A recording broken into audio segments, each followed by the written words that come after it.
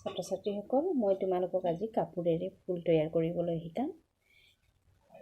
আমাক লাগিব এটা গুলি, এডাল শলা আৰু এনেকুৱা টুকুৰা কাপোৰ। কাপোৰ টুকুৰা আমি বৰ্গাকাৰত কাটি ল'ব লাগিব।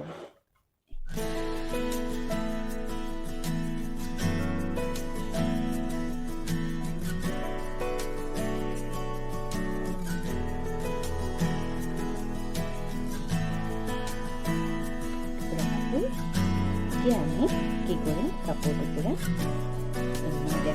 দেখুৱাই দিয়াৰ দৰে ভাগ কৰিবা। এইটো আকৌ এনেকৈ ভাগ কৰিবা। তাৰপিছত আমি এনেকৈ শলা লগত বান্ধি দিম।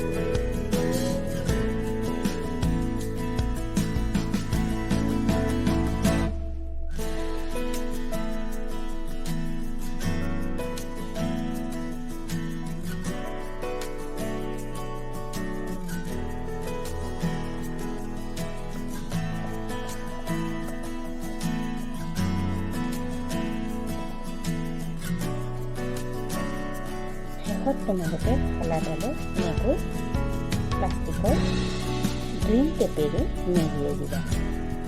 এই আমাৰ ফুল তৈয়াৰ হৈ গ'ল। এনেদৰে তোমালোকে ভিন্ন ৰঙৰ কাপোৰেৰে ফুল তৈয়াৰ কৰি সজাই থৈ দিব পাৰিবা।